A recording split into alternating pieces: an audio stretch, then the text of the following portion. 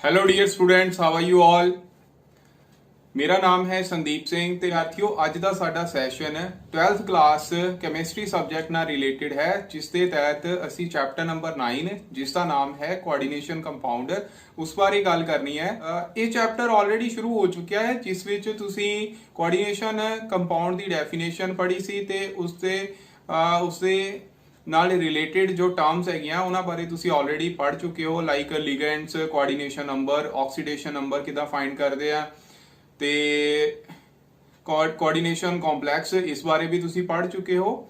ਤੇ ਅੱਜ ਦਾ ਸਾਡਾ ਜੋ ਟੌਪਿਕ ਹੈ ਇਹ ਹੈ ਨੋਮਨਕਲੇਚਰ ਆਫ ਕੋਆਰਡੀਨੇਸ਼ਨ ਕੰਪਾਊਂਡ। ਇਹ ਕੋਆਰਡੀਨੇਸ਼ਨ ਕੰਪਾਊਂਡ ਵਿੱਚ ਬੇਸਿਕਲੀ ਕੋਆਰਡੀਨੇਟ ਬੌਂਡਿੰਗ ਹੁੰਦੀ ਹੈ, ਮਤਲਬ ਕੋਆਰਡੀਨੇਟ ਬੌਂਡ ਇਹਦੇ ਵਿੱਚ ਬਣਦਾ। ਤੇ ਕੋਆਰਡੀਨੇਟ ਬੌਂਡ ਤੁਸੀਂ 11th ਕਲਾਸ ਵਿੱਚ ਵੀ ਪੜ੍ਹ ਕੇ ਆਏ ਹੋ। ਇਹ ਕਿਸ ਤਰ੍ਹਾਂ ਬਣਦਾ ਹੁੰਦਾ?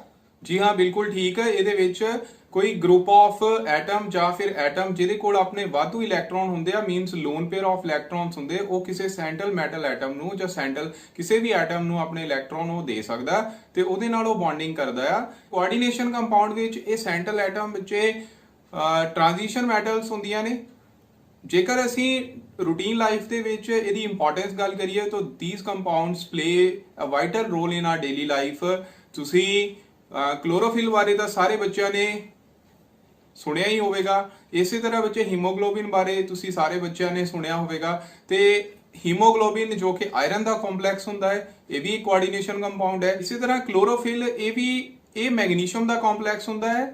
तो प्यारे बच्चों, ये भी एक कोआर्डिनेशन कॉम्प्लैक्स ही है, ठीक है। तो इन्हां दोनों तो बिना तुसी लाइफ दी पॉसिबिलिटी सोच सकते हो कि लाइफ जिहड़ी आ ओह इन्हां दोनों दे बिना पॉसिबल नहीं हैगी, ठीक है, क्योंकि हीमोग्लोबिन जो है ये ब्लड का मेन कंपोनेंट है ਤੇ ਕਲੋਰੋਫਿਲ ਦੀ ਮਦਦ ਦੇ ਨਾਲ ਪਲਾਂਟ ਜੋ ਨੇ ਉਹ ਆਪਣਾ ਭੋਜਨ ਆਪ ਤਿਆਰ ਕਰਦੇ ਹਨ। ਸੋ ਪਿਆਰੇ ਵਿਦਿਆਰਥੀਓ, ਇਸ ਟੌਪਿਕ ਦੀ ਇੰਪੋਰਟੈਂਸ ਨੂੰ ਸਮਝੋ। ਤੇ ਅੱਜ ਦਾ ਸਾਡਾ ਟੌਪਿਕ ਜੋ ਹੈ ਉਹ ਹੈ ਨੋਮਨਕਲੇਚਰ ਆਫ ਕੋਆਰਡੀਨੇਸ਼ਨ ਕੰਪਾਊਂਡ। ਜੇ ਮੈਂ ਇਹ ਗੱਲ ਕਰਾਂ ਜਾਂ ਫਿਰ ਤੁਸੀਂ ਮੈਨੂੰ ਪੁੱਛੋ ਕਿ ਸਰ ਇਸ ਵਿੱਚੋਂ ਸਭ ਤੋਂ ਜ਼ਿਆਦਾ ਇੰਪੋਰਟੈਂਟ ਟੌਪਿਕ ਕਿਹੜਾ ਹੈ ਇਸ ਚੈਪਟਰ ਦੇ ਵਿੱਚੋਂ, ਤੇ ਪਿਆਰੇ ਬੱਚਿਓ, this one is the most important topic in this chapter in examination point of view. ਤੋ ਪੇਪਰ ਵਿੱਚ ਇਸ ਦੇ ਰਿਗਾਰਡਿੰਗ ਕੁਐਸਚਨ ਆਉਣ ਦੇ ਮੈਕਸਿਮਮ ਚਾਂਸ ਹੁੰਦੇ ਆ। ਉਦਾਂ ਵੀ ਤੁਹਾਨੂੰ ਜੇ ਕਿਸੇ ਵੀ ਕੰਪਾਊਂਡ ਦਾ ਨੇਮ ਹੀ ਨਹੀਂ ਪਤਾ ਤਾਂ ਤੁਸੀਂ ਉਹ ਚੈਪਟਰ ਪੜ੍ਹ ਵੀ ਨਹੀਂ ਸਕਦੇ। ਸਾਥੀਓ, ਆਓ ਇਹ ਟੌਪਿਕ ਸ਼ੁਰੂ ਕਰਦੇ ਹਾਂ। Let's start this topic.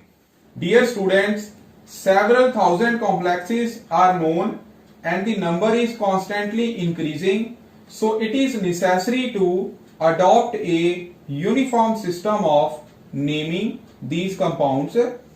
So ਇਸ ਦੇ ਲਈ ਪਿਆਰੇ ਬੱਚਿਓ, international union of pure and applied chemistry ਨੇ ਕੋਆਰਡੀਨੇਸ਼ਨ ਕੰਪਾਊਂਡਸ ਦੀ ਸਿਸਟੇਮੈਟਿਕ ਨੇਮਿੰਗ ਲਈ 1957 ਦੇ ਵਿੱਚ ਕੁਝ ਰੂਲਸ ਪਬਲਿਸ਼ ਕੀਤੇ ਤੇ ਇਹਨਾਂ ਰੂਲਸ ਦੇ ਵਿੱਚ ਫਰਦਰ ਟਾਈਮ ਟੂ ਟਾਈਮ ਕੁਝ ਮੋਡੀਫਿਕੇਸ਼ਨਸ ਕੀਤੀਆਂ ਗਈਆਂ। ਸੋ ਬੱਚੇ, ਸਭ ਤੋਂ ਪਹਿਲਾਂ ਅਸੀਂ ਇਹਨਾਂ ਰੂਲਸ ਬਾਰੇ ਪੜਾਂਗੇ ਤੇ ਰੂਲਸ ਪੜਨ ਤੋਂ ਪਹਿਲਾਂ ਇੱਕ ਵਾਰ ਫਿਰ ਅਸੀਂ ਕੋਆਰਡੀਨੇਸ਼ਨ ਸਫੇਅਰ ਬਾਰੇ ਜਾਣ ਲੈਂਦੇ ਆ ਕਿ ਕੋਆਰਡੀਨੇਸ਼ਨ ਸਫੇਅਰ ਕੀ ਹੁੰਦਾ ਹੈ। ਕੋਆਰਡੀਨੇਸ਼ਨ ਸਫੇਅਰ ਬੇਸਿਕਲੀ ਕੀ ਆ, ਇਸ ਨੂੰ ਅਸੀਂ ਸਕੁਅਰ ਬ੍ਰੈਕਟ ਦੇ ਅੰਦਰ ਲਿਖਦੇ ਆ, ਠੀਕ ਹੈ ਬੱਚਿਓ। ਔਰ ਕੋਆਰਡੀਨੇਸ਼ਨ ਸਫੇਅਰ ਦੇ ਵਿੱਚ ਸੈਂਟਰਲ ਮੈਟਲ ਐਟਮ ਦੇ ਨਾਲ ਲਿਗੈਂਡਸ ਡਾਇਰੈਕਟਲੀ ਅਟੈਚ ਹੁੰਦੇ ਨੇ, ਜਿਸ ਨੂੰ ਅਸੀਂ ਕੋਆਰਡੀਨੇਸ਼ਨ ਸਫੇਅਰ ਆਖਦੇ ਹਾਂ। ਅਗਰ ਕੋਆਰਡੀਨੇਸ਼ਨ ਸਫੇਅਰ ਦੇ ਉੱਪਰ ਕੋਈ ਚਾਰਜ ਹੋਵੇ, ਮਤਲਬ ਪੋਜ਼ਿਟਿਵ ਚਾਰਜ ਜਾਂ ਫਿਰ ਨੈਗੇਟਿਵ ਚਾਰਜ ਹੋਵੇ, ਤਾਂ ਇਸ ਨੂੰ ਬੈਲੈਂਸ ਕਰਨ ਲਈ ਫਿਰ ਕਾਉਂਟਰ ਆਇਨ ਨਾਲ ਹੁੰਦੇ ਹਨ। ਕਾਉਂਟਰ ਆਇਨ ਜਿਵੇਂ ਕਿ ਤੁਸੀਂ ਐਗਜ਼ਾਮਪਲ ਵਿੱਚ ਦੇਖ ਸਕਦੇ ਹੋ ਕਿ ਸਾਡੇ ਕੋਲ ਫਰਸਟ ਐਗਜ਼ਾਮਪਲ ਹੈ ਜਿਸ ਵਿੱਚ ਕੋਆਰਡੀਨੇਸ਼ਨ ਸਫੇਅਰ ਜੋ ਕਿ ਅਨਾਇਨਿਕ ਸਟੇਟ ਵਿੱਚ ਹੈ, ਮਤਲਬ ਇਸ ਤੇ ਨੈਗੇਟਿਵ ਚਾਰਜ ਹੈ, ਉਸ ਨੂੰ ਬੈਲੈਂਸ ਕਰਨ ਲਈ ਕਾਉਂਟਰ ਆਇਨ ਸੋਡੀਅਮ ਨਾਲ ਲੱਗੇ ਹੋਏ ਨੇ। ਤੇ ਇਸੇ ਤਰ੍ਹਾਂ ਬੱਚੇ ਸੈਕਿੰਡ ਐਗਜ਼ਾਮਪਲ ਵਿੱਚ ਇਸ ਵਿੱਚ ਕੋਆਰਡੀਨੇਸ਼ਨ ਸਫੇਅਰ ਦੇ ਉੱਪਰ ਪੋਜ਼ਿਟਿਵ ਚਾਰਜ ਹੈ, ਮਤਲਬ ਇਹ ਕਟਾਇਨੀ ਕੰਪਲੈਕਸ ਹੈ, ਔਰ ਇਸ ਨੂੰ ਬੈਲੈਂਸ ਕਰਨ ਲਈ negative ions means chloride ion ਨਾਲ ਲੱਗੇ ਹੋਏ ਨੇ, ਠੀਕ ਹੈ ਬੱਚੋ, ਬੈਲੈਂਸਿੰਗ ਕਰਨ ਲਈ। So let us study about the rules of nomenclature of coordination compounds. सब तो पहला रूल की है कि अगर coordination compound एक ionic compound है ਤਾਂ ਉਸ ਵਿੱਚ ਕਟਾਇਨ ਦੀ ਨੇਮਿੰਗ ਸਭ ਤੋਂ ਪਹਿਲਾਂ ਕਰਨੀ ਹੈ, followed by the naming of anion, ਠੀਕ ਹੈ ਬੱਚੋ। ਜਿਵੇਂ ਕਿ ਅਸੀਂ ਸਿੰਪਲ ਆਇਨਿਕ ਕੰਪਾਊਂਡਸ ਦੇ ਵਿੱਚ ਕਰਦੇ ਹੀ ਆ, ਜਿੱਦਾਂ ਕਿ ਅਸੀਂ ਐਗਜ਼ਾਮਪਲ ਲੈਂਦੇ ਹਾਂ ਸੋਡੀਅਮ ਕਲੋਰਾਈਡ ਦੀ। ਤਾਂ ਸੋਡੀਅਮ ਕਲੋਰਾਈਡ ਦੇ ਵਿੱਚ ਸੋਡੀਅਮ ਦਾ ਨੇਮ ਅਸੀਂ ਪਹਿਲਾਂ ਲਿਖਦੇ ਹਾਂ ਤੇ ਕਲੋਰਾਈਡ ਆਇਨ ਜਿਨ੍ਹਾਂ ਤੇ 네ਗੇਟਿਵ ਚਾਰਜ ਹੁੰਦਾ ਹੈ ਉਸ ਦੀ ਨੇਮਿੰਗ ਅਸੀਂ ਬਾਅਦ ਵਿੱਚ ਕਰਦੇ ਹਾਂ। ਅਸੀਂ ਕਟਾਇਨ ਦੀ ਨੇਮਿੰਗ ਪਹਿਲਾਂ ਕਰਨੀ ਹੈ, ਚਾਹੇ ਕੋਆਰਡੀਨੇਸ਼ਨ ਕੰਪਾਊਂਡ ਤੇ ਪੋਜ਼ਿਟਿਵ ਚਾਰਜ ਹੈ ਚਾਹੇ 네ਗੇਟਿਵ ਚਾਰਜ ਹੈ। ਠੀਕ ਹੈ ਬੱਚੋ। ਸੋ ਇਹ ਹੋ ਗਿਆ ਫਰਸਟ ਰੂਲ। ਦੋ ਐਗਜ਼ਾਮਪਲ ਫਲੈਸ਼ ਹੋ ਰਹੀਆਂ। ਫਰਸਟ ਐਗਜ਼ਾਮਪਲ ਵਿੱਚ ਜੋ ਕੋਆਰਡੀਨੇਸ਼ਨ ਕੰਪਾਊਂਡ ਹੈ ਉਸ ਵਿੱਚ ਕੋਆਰਡੀਨੇਸ਼ਨ ਸਫੇਅਰ ਤੇ 네ਗੇਟਿਵ ਚਾਰਜ ਹੈ ਤੇ ਕਟਾਇਨ ਪੋਜ਼ਿਟਿਵ ਹੈ। तो ਇੱਥੇ ਅਸੀਂ ਪੋਟਾਸ਼ੀਅਮ ਆਇਨ ਦਾ ਨੇਮਿੰਗ ਜੋ ਹੈ ਉਹ ਪਹਿਲਾਂ ਕਰਾਂਗੇ ਤੇ ਦੂਸਰੇ ਕੇਸ ਦੇ ਵਿੱਚ ਜੋ ਰੈੱਡ ਕਲਰ ਨਾਲ ਕੋਆਰਡੀਨੇਸ਼ਨ ਸਫੇਅਰ ਹੈ ਉਹ ਪੋਜ਼ਿਟਿਵ ਚਾਰਜ ਹੈ, ਪੋਜ਼ਿਟਿਵਲੀ ਚਾਰਜ, ਔਰ ਇਹਦੀ ਨੇਮਿੰਗ ਪਹਿਲਾਂ ਕਰਨੀ ਹੈ। Cl ਨੈਗੇਟਿਵ ਆਇਨਸ ਦੀ ਨੇਮਿੰਗ ਬਾਅਦ ਵਿੱਚ ਕਰਨੀ ਹੈ। The first rule is the cation is named before the anion. Now second rule ਕੀ ਹੈ ਕਿ ਜਦੋਂ ਵੀ ਕੰਪਲੈਕਸ ਆਇਨ ਦੀ ਨੇਮਿੰਗ ਕਰਨੀ ਹੈ तो second rule ਕੀ ਹੈ ਕਿ within a complex means square bracket ਦੇ ਅੰਦਰ ਜਿਹੜੇ ਲਿਗੈਂਡਸ ਨੇ ਉਹਨਾਂ ਦੀ ਨੇਮਿੰਗ ਹੁਣ ਪਹਿਲਾਂ ਕਰਾਂਗੇ। ਠੀਕ ਹੈ, ਲਿਗੈਂਡ ਦੀ ਨੇਮਿੰਗ ਪਹਿਲਾਂ ਕਰਾਂਗੇ ਔਰ ਕਿਹੜਾ ਆਰਡਰ ਫੋਲੋ ਕਰਨਾ ਹੈ? ਅਲਫਾਬੈਟਿਕਲ ਆਰਡਰ। ਮਤਲਬ ਅਗਰ ਮੋਰ ਦੈਨ 2 ਜਾਂ 3 ਲਿਗੈਂਡਸ ਹੈਗੇ ਨੇ ਤਾਂ ਉਸ ਵਿੱਚ ਉਸ ਲਿਗੈਂਡ ਦੇ ਨੇਮ ਜੋ ਕਿ ਅਸੀਂ ਥਰਡ ਰੂਲ ਦੇ ਵਿੱਚ ਪੜਾਂਗੇ ਉਹਨਾਂ ਦੇ ਨੇਮ ਦੇ ਫਰਸਟ ਲੈਟਰ ਜੋ ਵੀ ਹੋਣਗੇ ਉਹਨਾਂ ਨੂੰ ਅਲਫਾਬੈਟਿਕਲ ਆਰਡਰ ਦੇ ਵਿੱਚ ਲਿਖ ਲੈਣਾ ਤੇ ਜਿਹੜਾ ਅਲਫਾਬੈਟਿਕਲੀ ਪਹਿਲਾਂ ਆਂਦਾ ਹੈ ਉਹਦੀ ਨੇਮਿੰਗ ਉਸ ਲਿਗੈਂਡ ਦੀ ਨੇਮਿੰਗ ਪਹਿਲਾਂ ਕਰਨੀ ਹੈ ਫੋਲੋਡ ਬਾਈ ਦੀ ਅਦਰ ਲਿਗੈਂਡਸ। ਤੇ ਕੰਪਲੈਕਸ ਆਇਨ ਦੇ ਵਿੱਚ ਸਭ ਤੋਂ ਲਾਸਟ ਵਿੱਚ ਮੈਟਲ ਆਇਨ ਦੀ ਨੇਮਿੰਗ ਕਰਨੀ ਹੈ। ਠੀਕ ਹੈ ਬੱਚੋ। It means we can say within the complex ligands are named first in alphabetical order and the metal ion is named in last। ਤੇ ਬੱਚਿਓ ਥਰਡ ਰੂਲ ਹੈ ਨੇਮਿੰਗ ਆਫ ਲਿਗੈਂਡਸ। ਤੇ ਬੱਚਿਓ ਇੱਥੇ ਲਿਗੈਂਡਸ ਬੇਸਿਕਲੀ 4 ਟਾਈਪਸ ਦੇ ਹੋਣੇ ਨੇ। ਕਿਹੜੇ ਟਾਈਪਸ ਦੇ ਨੋਟ ਕਰੋ। ਅਨਾਇਨਿਕ ਲਿਗੈਂਡਸ, ਸੈਕਿੰਡ ਕਿਹੜੇ ਹੋਣਗੇ? ਨਿਊਟਰਲ ਲਿਗੈਂਡਸ, ਥਰਡ ਕਿਹੜੇ ਹੋਣਗੇ? ਪੋਜ਼ਿਟਿਵਲੀ ਚਾਰਜ ਲਿਗੈਂਡਸ ਤੇ ਫੋਰਥ ਟਾਈਪ ਦੇ ਲਿਗੈਂਡਸ ਕਿਹੜੇ ਹੋਣਗੇ? ਐਂਪੀਡੈਂਟਡ ਲਿਗੈਂਡਸ।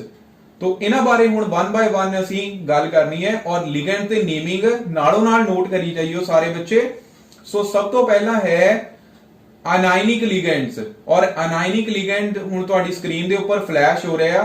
ਇਹਦੇ ਵਿੱਚ ਅਗਰ ਫਰਸਟ ਲਿਗੈਂਡ ਹੈ ਫਲੋਰਾਈਡ ਤੇ ਫਲੋਰਾਈਡ ਅਗਰ ਲਿਗੈਂਡ ਐਜ਼ ਅ ਲਿਗੈਂਡ ਮੈਟਲ ਆਇਨ ਦੇ ਨਾਲ ਲੱਗਾ ਹੋਇਆ ਮਤਲਬ ਸਕੁਅਰ ਬ੍ਰੈਕਟ ਦੇ ਨਾਲ ਲੱਗਾ ਹੋਇਆ ਵੈਸੇ ਇਹਦਾ ਨਾਮ ਫਲੋਰਾਈਡ ਹੁੰਦਾ ਹੈ ਅਗਰ ਨਾਰਮਲ ਅਨਾਇਨ ਹੈ।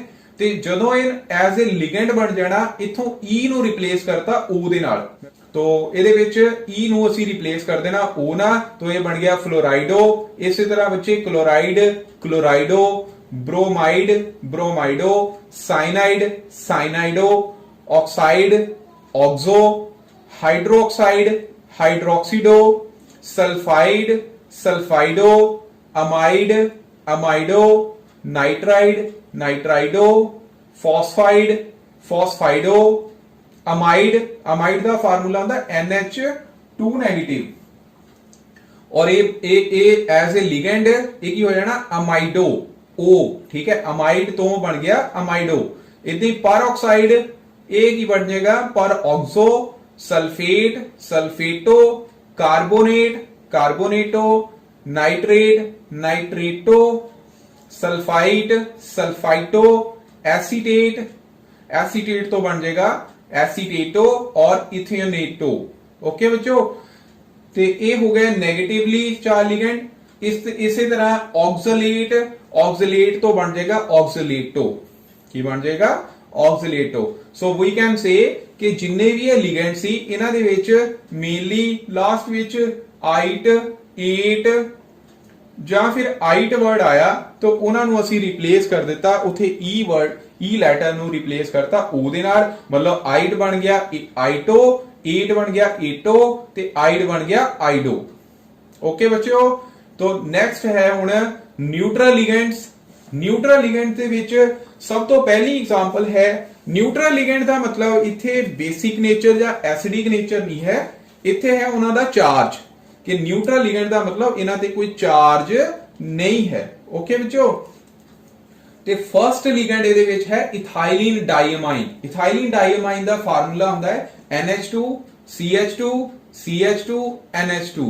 ਇਹਦੇ ਵਿੱਚ ਜੋ ਡੋਨਰ ਐਟਮ ਆ ਉਹ ਦੋ ਨਾਈਟ੍ਰੋਜਨ ਐਟਮ ਆ ਜਿਨ੍ਹਾਂ ਕੋ ਆਪਣੇ ਲੋਨ ਪੇਅਰ ਹੁੰਦੇ ਆ। ਇਹ ਲੋਨ ਪੇਅਰ ਆਪਣੇ ਸੈਂਟਰਲ ਮੈਟਲ ਐਟਮ ਨੂੰ ਦੇਣਗੇ। ਇਸ ਦੀ ਨੇਮਿੰਗ ਕੀ ਹੈ? ਇਸ ਦੀ ਨੇਮਿੰਗ ਹੈ ਇਥਾਈਲਿਨ ਡਾਈਅਮਾਈਨ। ਜੋ ਅਸੀਂ ਇਹਨੂੰ ਐਜ਼ ਅ ਲਿਗੈਂਡ ਯੂਜ਼ ਕਰਨਾ, ਇਥਾਈਲਿਨ ਡਾਈਅਮਾਈਨ ਵੀ ਲਿਖ ਸਕਦੇ ਆ, ਪਰ ਬੈਟਰ ਹੈ ਤੁਸੀਂ ਇਥੇਨ 1,2 ਡਾਈਅਮਾਈਨ ਇਹਨੂੰ ਲਿਖੋ। ਇਸੇ ਤਰ੍ਹਾਂ ਵਿੱਚ ਅਮੋਨੀਆ NH3 ਅਮਾਈਨ। ਅਮਾਈਨ ਵਿੱਚ ਹੁਣ ਡਬਲ ਐਮ ਆਣੀ ਹੈ, AMMINE। ਓਕੇ ਬੱਚੋ, ਇਸੇ ਤਰ੍ਹਾਂ ਵਾਟਰ ਨੂੰ ਅਸੀਂ ਐਕਵਾ ਲਿਖਦੇ ਆ ਐਜ਼ ਅ ਲਿਗੈਂਡ। CO ਮਤਲਬ ਕਾਰਬਨ ਮੋਨੋਆਕਸਾਈਡ, ਇਹ ਹੁੰਦਾ ਕਾਰਬੋਨਾਈਲ। ਕੀ ਹੁੰਦਾ ਹੈ? ਕਾਰਬੋਨਾਈਲ। CO ਸੀਗਾ ਕਾਰਬੋਨਾਈਲ ਤੇ CS ਹੋਏਗਾ ਥਾਇਓਕਾਰਬੋਨਾਈਲ। ਕੀ ਹੋਏਗਾ? ਥਾਇਓ। ਸਲਫਰ ਨੂੰ ਅਸੀਂ ਥਾਇਓ ਵਰਡ ਨਾਲ ਰਿਪਰੈਜ਼ੈਂਟ ਕਰਦੇ ਆ, ਥਾਇਓਕਾਰਬੋਨਾਈਲ। NO ਨਾਈਟ੍ਰੋਸਾਈਲ। ਇਸੇ ਤਰ੍ਹਾਂ ਬੱਚੇ C6H5N, ਇਹ ਹੈ ਪੀਰੀਡੀਨ। ਇਸੇ ਤਰ੍ਹਾਂ ਬੱਚੋ ਅਗਰ ਫਾਸਫੋਰਸ ਦੇ ਨਾਲ 3 ਫਿਨਾਈਲ ਗਰੁੱਪ ਲੱਗ ਜਾਣ ਤਾਂ ਇਹ ਬਣ ਜਾਂਦਾ ਟ੍ਰਾਈਫਿਨਾਈਲ ਫਾਸਫੇਟ।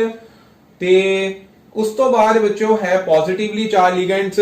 ਪੋਜ਼ਿਟਿਵਲੀ ਚਾਰਜ ਲਿਗੈਂਡ ਦੇ ਵਿੱਚ ਸਭ ਤੋਂ ਪਹਿਲਾਂ ਹੈ NH4 ਪੋਜ਼ਿਟਿਵ। ਪੋਜ਼ਿਟਿਵਲੀ ਚਾਰਜ ਲਿਗੈਂਡ ਨੂੰ ਅਸੀਂ ਹੁਣ ਇਹਨਾਂ ਦੀ ਐਂਡਿੰਗ ਕਰਨੀ ਹੈ IUM ਦੇ ਨਾਲ। ਜਿੱਦਾਂ ਸੋਡੀਅਮ ਹੁੰਦਾ, ਸੋਡੀਅਮ ਤੇ ਪੋਜ਼ਿਟਿਵ ਚਾਰਜ, ਉਹ ਵੀ IUM ਨਾਲ ਐਂਡਿੰਗ ਹੁੰਦੀ ਉਹਦੀ, ਤਾਂ ਇੱਥੇ ਵੀ ਅਸੀਂ IUM ਨਾਲ ਇਹਨਾਂ ਦੀ ਐਂਡਿੰਗ ਕਰਾਂਗੇ।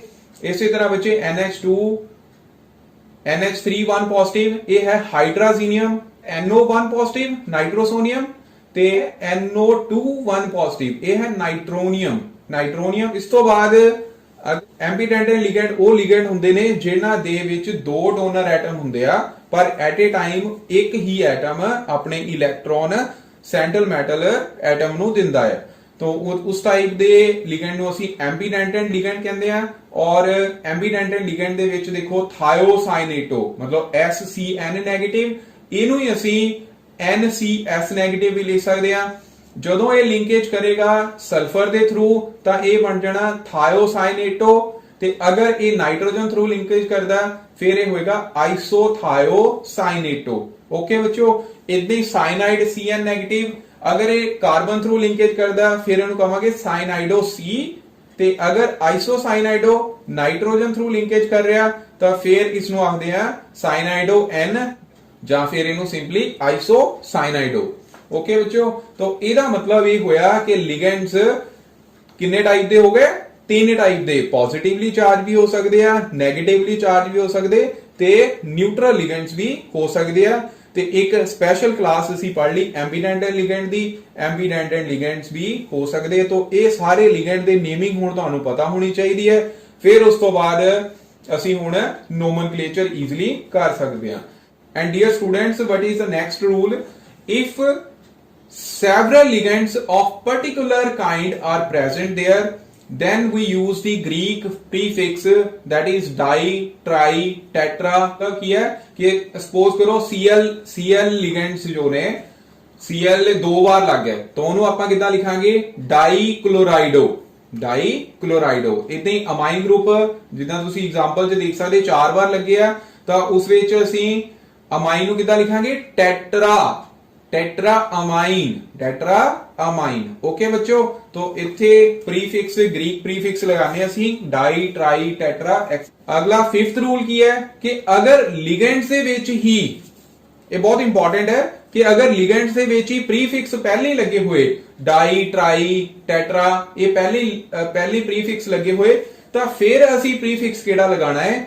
ਫਿਰ ਬੱਚੇ ਅਸੀਂ ਤੇ ਉਹ ਹੈ ਵੀ 2 ਵਾਰ ਜਾਂ 3 ਵਾਰ ਜਾਂ ਫਿਰ 4 ਵਾਰ, फिर ਅਸੀਂ प्रीफिक्स यूज करते हैं bis, tris, tetragis to indicate the number of ligands present in them।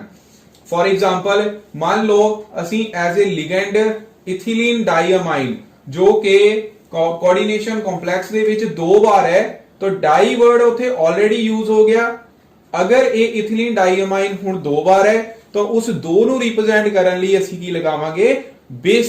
तो ਇਹਦਾ ਨਾਮ ਕੀ ਹੋ ਜਾਏਗਾ? bis। फिर ब्रैकेट ਦੇ ਵਿੱਚ ਅਸੀਂ ਲਿਖਾਂਗੇ इथिलीन डाइअमाइन ਜਾਂ ਫਿਰ इथेन 1,2 डाइअमाइन। ओके बच्चों, और ਇੱਥੇ डाइअमाइन ਦੇ ਵਿੱਚ ਇੱਕ ਐਮ ਆਣੀ ਹੈ। 6th rule is to write the oxidation number of central metal atom। ਤੇ ਆਕਸੀਡੇਸ਼ਨ ਨੰਬਰ ਸਾਰੇ ਬੱਚਿਆਂ ਨੂੰ ਫਾਈਂਡ ਆਊਟ ਕਰਨਾ ਆਉਂਦਾ ਹੋਵੇਗਾ। ਆਕਸੀਡੇਸ਼ਨ ਨੰਬਰ ਅਸੀਂ ਲਿਖਣਾ ਕਿਵੇਂ ਹੈ?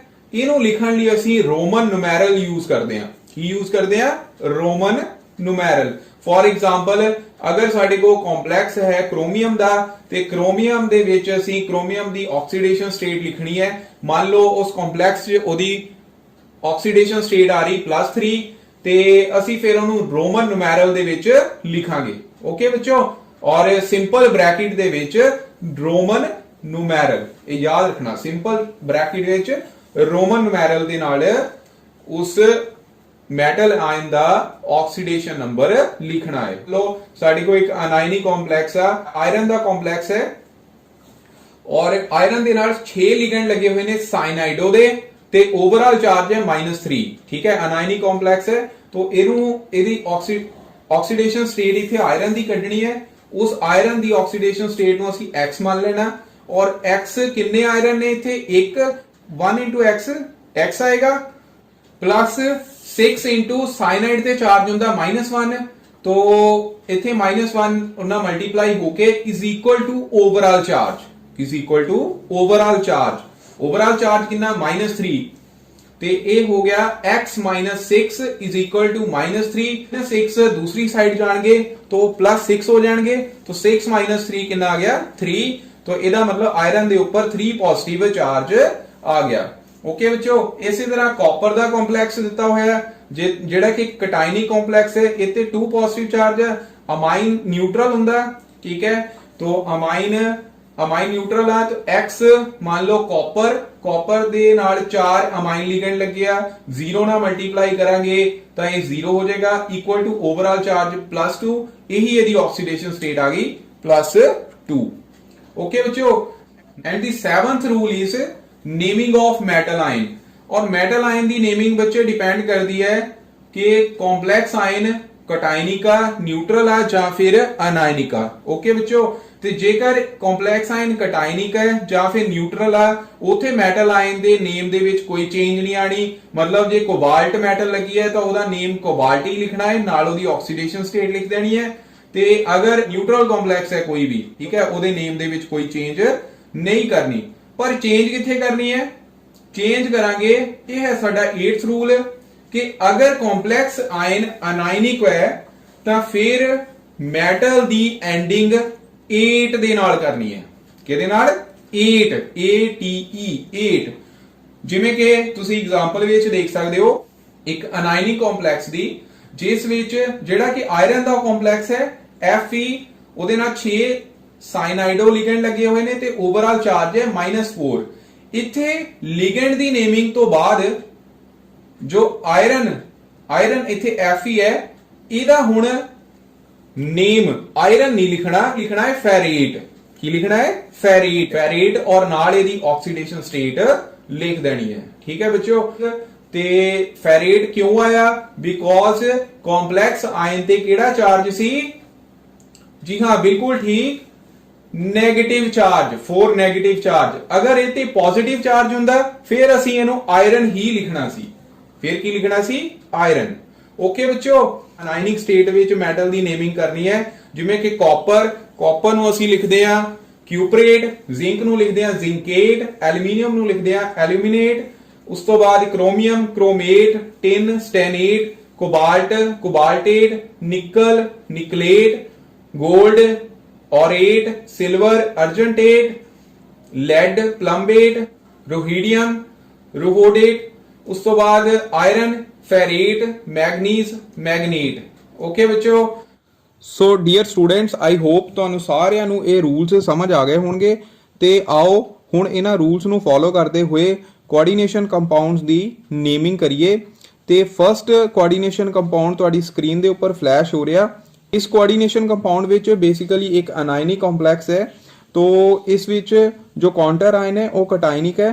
तो ਕਟਾਇਨ ਦਾ ਨੇਮ ਪਹਿਲਾਂ ਦੇਣਾ ਹੈ। ਇੱਥੇ ਕਟਾਇਨ ਕੀ ਹੈ? ਪੋਟਾਸ਼ੀਅਮ ਨੂੰ ਅਸੀਂ ਪਹਿਲਾਂ ਲਿਖਾਂਗੇ ਤੇ ਉਸ ਤੋਂ ਬਾਅਦ ਸਪੇਸ ਦੇਣ ਤੋਂ ਬਾਅਦ ਹੁਣ ਅਸੀਂ ਅਨਾਇਨਿਕ ਕੰਪਲੈਕਸ ਦਾ ਨੇਮ ਕਰਨਾ ਹੈ। ਔਰ ਜਦੋਂ ਅਨਾਇਨਿਕ ਕੰਪਲੈਕਸ ਦੀ ਨੇਮਿੰਗ ਕਰਨੀ ਹੈ ਉਸ ਵਿੱਚ ਲਿਗੈਂਡ ਦੀ ਨੇਮਿੰਗ ਪਹਿਲਾਂ ਕਰਾਂਗੇ, followed by the name of metal. ਇੱਥੇ ਦੋ ਟਾਈਪ ਦੇ ਲਿਗੈਂਡਸ ਨੇ, ਇੱਕ ਹੈ CN ਸਾਇਨਾਈਡੋ ਤੇ ਦੂਸਰਾ ਹੈ NO ਨਾਈਟ੍ਰੋਸਾਈਲ। ਤੇ ਸਾਇਨਾਈਡੋ ਦਾ C ਫਰਸਟ ਲੈਟਰ ਹੈ ਤੇ ਨਾਈਟ੍ਰੋਸਾਈਲ ਦਾ ਫਰਸਟ ਲੈਟਰ ਹੈ N। ਇਹਦਾ ਮਤਲਬ ਸਾਇਨਾਈਡੋ ਨੂੰ ਅਸੀਂ ਪਹਿਲਾਂ ਲਿਖਾਂਗੇ ਕਿਉਂਕਿ ਇੱਥੇ ਸਾਇਨਾਈਡੋ 5 ਲਿਗੈਂਡ ਨੇ, तो इस करके ਅਸੀਂ प्रीफिक्स ग्रीक वर्ड पेंटा यूज करांगे।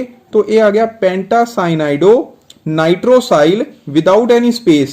नाल की लिखांगे ਅਸੀਂ आयरन क्योंकि ये अनायनी कॉम्प्लैक्स है, तो आयरन ਨੂੰ ਅਸੀਂ ਲਿਖਾਂਗੇ फेरेट और नाल ਇਹਦੀ ऑक्सीडेशन स्टेट आएगी। सो बच्चों आओ ਹੁਣ ਅਸੀਂ ਕੁਝ ਹੋਰ एग्जांपल्स ਕਰਦੇ ਹਾਂ। Let us do some more examples. जो कि कोबाल्ट ਦਾ कॉम्प्लैक्स है और ये कॉम्प्लैक्स कटाइनी कॉम्प्लैक्स है, नाल counter ion Cl negative ions 3 times लगे हुए ने। सब तो पहला ਅਸੀਂ कटाइन ਦੀ नेमिंग ਕਰਦੇ according to the rule. First rule यही है, तो ਇੱਥੇ कटाइन ਦੀ नेमिंग ਪਹਿਲਾਂ ਕਰਨੀ ਹੈ और कटाइन है कॉम्प्लैक्स आयन। तो ਪਹਿਲਾਂ ਅਸੀਂ लिगेंड ਦਾ नेम ਲਿਖਾਂਗੇ। लिगेंड ਇੱਥੇ है वाटर और वाटर एज ए लिगेंड ਹੁੰਦਾ है एक्वा और ਇਹ ਕਿੰਨੀ ਵਾਰ है 6 ਵਾਰ। तो ਇਹਦਾ ਨਾਮ ਕੀ ਆ ਜਾਣਾ ਹੈਕਸਾ एक्वा ਕੋਬਾਲਟ। ਫਿਰ ਉਸ ਤੋਂ ਬਾਅਦ ਸਿੰਪਲ ਬ੍ਰੈਕਟ ਦੇ ਵਿੱਚ ਅਸੀਂ ਕੋਬਾਲਟ ਦੀ ਆਕਸੀਡੇਸ਼ਨ ਸਟੇਟ ਲਿਖਾਂਗੇ। ਸਪੇਸ ਦੇਣ ਤੋਂ ਬਾਅਦ ਕਲੋਰਾਈਡ, ਸਪੇਸ ਦੇਣ ਤੋਂ ਬਾਅਦ ਕੀ ਲਿਖਾਂਗੇ ਕਲੋਰਾਈਡ। ਠੀਕ ਹੈ ਬੱਚੋ। ਹੁਣ ਕਲੋਰਾਈਡ ਜਿੰਨੀ ਵਾਰ ਜਿੰਨੇ ਮਰਜ਼ੀ ਹੋਣ, ਮਤਲਬ 3 ਹੋਣ 4 ਹੋਣ 5 ਹੋਣ, ਉਹਦਾ ਡਿਪੈਂਡ ਕਰੇਗਾ ਕੰਪਲੈਕਸ ਆਇਨ ਤੇ ਕਿੰਨਾ ਚਾਰਜ ਹੈ। ਵੈਸੇ ਤਾਂ पर जिन्ने मर्जी होण तां तुसीं ओनू सिंगल क्लोराइड ही लिखना है, ना कि ट्राई क्लोराइड। ये मैटल आयन काउंटर आयन है, तो वो भी जिन्ने मर्जी होण उन्हां नू भी असीं एक बार ही लिखांगे। वो अगली सेकंड एग्जांपल असीं करांगे। ऑक्सीडेशन स्टेट किदां कढनी है, देखो कोबाल्ट नू X मान लो, वाटर ते 0 चार्ज, ओवरऑल चार्ज ਇੱਥੇ ਆ ਜਾਣਾ 0 ਕਿਉਂਕਿ ਕਾउंटर ਆਇਨ ਇਹਦੇ ਨਾਲ ਲੱਗੇ ਹੋਏ ਨੇ। ਠੀਕ ਹੈ। Cl ਕਿੰਨੀ ਵਾਰ ਹੈ 3 ਵਾਰ। Cl ਤੇ -1 ਚਾਰਜ ਹੁੰਦਾ ਹੈ, 3 * -1 = 0। ਤੇ ਜਦੋਂ 3 दूसरी साइड ਜਾਣਗੇ तो ਉਹ ਕੀ ਆ ਜਾਣਾ +3। ओके बच्चों। सो ਇਹ ਹੋ ਗਿਆ Hexa aqua cobalt 3 chloride. Second example ਹੁਣ ਤੁਹਾਡੀ ਸਕਰੀਨ ਦੇ ਉੱਪਰ ਫਲੈਸ਼ ਹੋ ਰਹੀ ਆ। ਇਹ प्लैटिनम ਦਾ ਕੰਪਲੈਕਸ ਹੈ और ਇਹਦੇ ਨਾਲ और ਇਹ ਅਨਾਇਨੀ ਕੰਪਲੈਕਸ ਹੈ। ਇਹਦੇ ਨਾਲ जो काउंटर आयन ने वो मेटल आयन ने। ठीक है। क्योंकि अनायनी कॉम्प्लेक्स है तो काउंटर आयन मेटल आयन होंगे। ते मेटल कितनी बार लगी हुई है 2 बार। केड़ी मेटल है पोटाशियम। तो पोटाशियम ਨੂੰ ਅਸੀਂ सिंगल पहला कटाइन ਦਾ नेम देना है। पोटाशियम एक बार ही लिखांगे, ना कि डाई पोटाशियम। ओके। उस तो बाद नेमिंग ऑफ अनाइन। अनाइन दे विच देखो Cl एज ए लिगेंड लगा होया, तो लिगेंड कितनी बार आ रहा है 6। तो ये आ गया हेक्सा क्लोराइडो। हुण क्योंकि प्लैटिनम अनायनी कॉम्प्लैक्स है, ठीक है, तो ये प्लैटिनम दा तो ਇਹਦੇ ਤੇ नेगेटिव चार्ज है इस कॉम्प्लैक्स आयन ते। ਇਹਦਾ मतलब मेटल ਦੇ एंडिंग ਉਹ 8 वर्ड ਦੇ ਨਾਲ ਹੋਏਗੀ। ਕਿਹੜੇ वर्ड ਦੇ ਨਾਲ 8 वर्ड ਦੇ ਨਾਲ। और सिंपल ब्रैकेट ਚ ਅਸੀਂ ਲਿਖ ਦੇਣੀ ਇਹਦੀ ऑक्सीडेशन स्टेट। ऑक्सीडेशन स्टेट आएगी 4। इसी तरह बच्चों थर्ड एग्जांपल जो स्क्रीन के ऊपर फ्लैश हो रही, इस विच देखो ये प्लैटिनम का कॉम्प्लैक्स है और प्लैटिनम के कॉम्प्लैक्स विच दो लिगेंड, दो टाइप के लिगेंड लगे हुए ने, अमाइन ते क्लोराइड। ठीक है। क्लोराइडो ते अमाइन ए अल्फाबेटिकली पहला आएगा, क्लोराइड बाद विच आएगा। तो ये अमाइन ग्रुप 2 बार ने, इस करके आ गया diammine tetrachlorido platinum नाल दी oxidation state. Dear students, fourth जो एग्जांपल है वो कोबाल्ट दा कॉम्प्लैक्स है। कोबाल्ट दे कॉम्प्लैक्स ते पॉजिटिव चार्ज है, नाल इनू बैलेंस करन लई Cl नेगेटिव आयंस काउंटर ऐसे काउंटर आयन नाल लगे हुए ने। ते हुण इहदी नेमिंग किदां करनी है, देखो Cl एज ए लिगेंड क्लोराइडो हुंदा है ते इन एज ए लिगेंड इथेन 1,2 डाइअमीन हुंदा है। ठीक है बच्चों। ते Cl क्लोराइडो मतलब C पहला आंदा है, इथेन 1,2 डाइअमीन E बाद विच आंदा है अल्फाबेटिकली। तो Cl ਨੂੰ 2 बार ਅਸੀਂ ਕਿੱਦਾਂ ਲਿਖਾਂਗੇ डाई क्लोराइडो बेस। बेस के लिए यूज होया क्योंकि इन जो इथिलीन डाइअमाइन है 2 बार है। Base bracket start. हुण इस लिगेंड का name ethane dash 1,2 dash diamine. इथे M एक ही लिखनी है। ठीक है। NH2 ग्रुप है अमाइन, तो अमाइन दे विच M एक बार ही लिखांगे। ब्रैकेट क्लोज कोबाल्ट ਕੋਬਾਲਟ ਦੀ ਆਕਸੀਡੇਸ਼ਨ ਸਟੇਟ ਜੋ ਕਿ ਆਏਗੀ 3 ਤੇ ਨਾਲ ਸਪੇਸ ਦੇਣ ਤੋਂ ਬਾਅਦ ਕਲੋਰਾਈਡ। ਓਕੇ ਬੱਚਿਓ, ਕਲੋਰਾਈਡ। ਸੋ ਇਸੇ ਤਰ੍ਹਾਂ ਬੱਚੇ ਨੈਕਸਟ 5th एग्जांपल है जो कि कोबाल्ट ਦਾ ਹੀ ਕੰਪਲੈਕਸ ਹੈ ਔਰ ਇਤੇ ਓਵਰਆਲ ਚਾਰਜ ਕਿੰਨਾ ਹੈ +1। ਓਵਰਆਲ ਚਾਰਜ ਕਿੰਨਾ ਹੈ +1। ਠੀਕ ਹੈ, ਇਸ ਦੀ ਨੇਮਿੰਗ ਕਿੱਦਾਂ ਕਰਨੀ ਹੈ? ਦੇਖੋ ਅਮਾਈਨ 4 ਅਮਾਈਨ ਗਰੁੱਪ ਲੱਗੇ ਆ, Cl2 ਨੇ, ਓਵਰਆਲ ਚਾਰਜ +1 ਹੈ। ਠੀਕ ਹੈ, ਤੇ ਅਮਾਈਨ ਅਲਫਾਬੈਟਿਕਲੀ A ਪਹਿਲਾ ਆਂਦਾ ਹੈ, ਕਲੋਰਾਈਡੋ C ਬਾਅਦ ਵਿੱਚ ਆਂਦਾ ਹੈ। तो tetraammine dichlorido cobalt 3 ion. Okay बच्चों, आयन क्यों लिखिया? क्योंकि इहदे नाल बैलेंस करन लई काउंटर आयन कोई नहीं है, इस करके ਅਸੀਂ ਇਹਨੂੰ आयन लिखांगे। बच्चों इसी तरह न्यू करनी है, निकल दे नाल 4 CO ग्रुप कार्बोनाइल ग्रुप लगे आ, तो ਇਹਨੂੰ ਅਸੀਂ ਲਿਖਾਂਗੇ टेट्रा कार्बोनाइल निकल। टेट्रा कार्बोनाइल निकल। ओके बच्चों, और क्योंकि CO न्यूट्रल लिगेंड ਹੁੰਦਾ है, इस करके निकल ते भी 0 चार्ज आएगा, तो ये बन जाना टेट्रा कार्बोनाइल निकल 0। इस तो बाद नेक्स्ट एग्जांपल है आयरन ਦਾ ਕੰਪਲੈਕਸ, ਜਿਹੜਾ ਕਿ ਅਨਾਇਨਿਕ ਕੰਪਲੈਕਸ ਹੈ ਔਰ ਇਹਦੇ ਨਾਲ ਬੈਲੈਂਸਿੰਗ ਕਰਨ ਲਈ 4 ਪੋਟਾਸ਼ੀਅਮ ਆਇਨ ਲੱਗੇ ਨੇ। ਕਿੰਨੇ ਪੋਟਾਸ਼ੀਅਮ ਆਇਨ ਨੇ? 4 ਪੋਟਾਸ਼ੀਅਮ ਆਇਨ। ਹੁਣ ਇਹਦਾ ਨੇਮ ਕੀ ਆਏਗਾ? ਦੇਖੋ ਪੋਟਾਸ਼ੀਅਮ ਨੂੰ ਐਜ਼ ਇਟ ਇਜ਼, ਉਸ ਤੋਂ ਬਾਅਦ ਸਪੇਸ ਤੋਂ ਬਾਅਦ ਨਾਲ 6 ਸਾइनाइडो लिगेंड लगे ने, तो ये बन गया हेक्सा साइनाइडो फेरेट। ठीक है, फेरेट। और सिंपल ब्रैकेट च ਇਹਦੀ ਆਕਸੀਡੇਸ਼ਨ ਸਟੇਟ, ਜਦੋਂ ਤੁਸੀਂ ਇਹਦੀ ਆਕਸੀਡੇਸ਼ਨ ਸਟੇਟ ਕੱਢੋਗੇ ਤੇ ਉਹ ਕਿਸ ਤਰ੍ਹਾਂ ਕੱਢਣੀ ਹੈ? ਦੇਖੋ ਪੋਟਾਸ਼ੀਅਮ ਤੇ 1 ਪੋਜ਼ਿਟਿਵ ਚਾਰਜ ਹੁੰਦਾ, 4 into 1 plus x plus 6 into -1 equal to 0। तो ਜਦੋਂ ਇਹਨੂੰ ਸੋਲਵ ਕਰਦੇ ਆ ਤੇ ਇੱਥੇ x ਦੀ ਵੈਲਿਊ ਕਿੰਨੀ ਆਂਦੀ ਹੈ 2, तो ਇਹ ਆ ਜਾਣੀ ਫੈਰੇਟ 2। ਓਕੇ ਬੱਚਿਓ, ਇਸੇ ਤਰ੍ਹਾਂ ਬੱਚੇ ਹੁਣ ਇੱਕ ਲਾਸਟ ਐਗਜ਼ਾਮਪਲ ਲੈਣੇ ਆ ਕਿ ਮੰਨ ਲਓ ਇਹੀ ਲਿਗੈਂਡਸ ਨੇ ਤੇ ਇਹੀ ਕਾਉਂਟਰ ਆਇਨ ਹੈ, but counter ion the number 4 ਦੀ ਜਗ੍ਹਾ 3 ਹੈ, मतलब 3k। ठीक है, K3 square bracket FeCN6 square bracket close. तो हुण ਇਹਦਾ ਨੇਮ ਕੀ ਆਣਾ? ਦੇਖੋ ਪੋਟਾਸ਼ੀਅਮ ਨੂੰ ਐਜ਼ ਇਟ ਇਜ਼ ਪੋਟਾਸ਼ੀਅਮ ਲਿਖਾਂਗੇ ਹੈਕਸਾ ਸਾइनाइडो ਫੈਰੇਟ। ਨਾਲ ਇਹਦੀ ਆਕਸੀਡੇਸ਼ਨ ਸਟੇਟ ਜਦੋਂ ਫਾਈਂਡ ਆਊਟ ਕਰੋਗੇ ਤੁਸੀਂ ਤਾਂ ਇਹ ਬੱਚਿਓ ਆਣੀ ਹੈ +3। ਜੇ ਤੁਸੀਂ ਇਹਦੀ ਆਕਸੀਡੇਸ਼ਨ ਸਟੇਟ ਫਾਈਂਡ ਕਰੋ, ਹੁਣ ਪੋਟਾਸ਼ੀਅਮ ਦੇ ਉੱਪਰ +1 charge, 1 into 3 plus x plus 6 into -1, overall charge इथे 0 आ। ਜਦੋਂ ਇਹਨੂੰ ਕੈਲਕੂਲੇਟ ਕਰੋਗੇ ਤਾਂ x ਦੀ ਵੈਲਿਊ ਆਏਗੀ 3, तो ਇਹਦਾ ਮਤਲਬ ਫੈਰੇਟ 3 ਪੋਜ਼ਿਟਿਵ ਚਾਰਜ ਇੱਥੇ ਆ ਗਿਆ। ਇਹ ਕੀ ਬਣ ਗਿਆ? ਫੈਰੇਟ 3। ਤੇ ਦੋਨਾਂ ਦੇ ਵਿੱਚ ਕਾਮਨ ਨੇਮ ਮਤਲਬ ਟ੍ਰਾਈਬਲ ਨੇਮ ਜੋ ਨੇ, ਪਹਿਲਾਂ ਜਿਹਦੇ ਨਾਲ 4 ਪੋਟਾਸ਼ੀਅਮ ਲੱਗਿਆ ਇਹਦਾ ਨਾਮ ਹੁੰਦਾ ਹੈ ਪੋਟਾਸ਼ੀਅਮ ਫੈਰੋਸਾइनाइड, ਕਿਉਂਕਿ ਇੱਥੇ 2 ਪੋਜ਼ਿਟਿਵ ਚਾਰਜ ਹੈ ਆਇਰਨ ਦੇ ਉੱਪਰ। ਤੇ ਬੱਚਿਓ ਦੂਸਰਾ ਜੋ ਹੈ ਉਹ ਉੱਥੇ ਪੋਟਾਸ਼ੀਅਮ ਦੇ ਉੱਪਰ 3 ਪੋਜ਼ਿਟਿਵ ਚਾਰਜ ਹੈ, तो वो बन जाता पोटाशियम फेरीसाइनाइड। फेरीसाइनाइड, ठीक है, फेरो ते इत्थे की आ जाना फेरीसाइनाइड। फेरी इस करके क्योंकि +3 हायर ऑक्सीडेशन स्टेट है, फेरो इस करके क्योंकि +2 लोअर ऑक्सीडेशन स्टेट है। ओके बच्चों, सो ਇਹ ਸੀਗਾ ਨੋਮਨਕਲੇਚਰ ਆਫ ਕੋਆਰਡੀਨੇਸ਼ਨ ਕੰਪਾਊਂਡ। ਤਾਂ ਇਸ ਤਰ੍ਹਾਂ ਬੱਚੇ ਤੁਹਾਡੀ ਬੁੱਕ ਦੇ ਵਿੱਚ ਹੋਰ ਬਹੁਤ ਸਾਰੀਆਂ ਐਗਜ਼ਾਮਪਲਸ ਦਿੱਤੀਆਂ ਹੋਈਆਂ ਨੇ, ਪਲੀਜ਼ ਉਹਨਾਂ ਸਾਰੀਆਂ ਐਗਜ਼ਾਮਪਲਸ ਨੂੰ ਕਰੋ। ਰੂਲ ਤੁਹਾਨੂੰ ਸਾਰੇ ਸਮਝਾ ਦਿੱਤੇ ਨੇ, ਹੁਣ ਤੁਸੀਂ ਈਜ਼ੀਲੀ ਇਹਨਾਂ ਦੇ ਨੇਮ ਕਰ ਸਕਦੇ ਹੋ। ਓਕੇ ਬੱਚਿਓ, so till then stay at home, stay safe.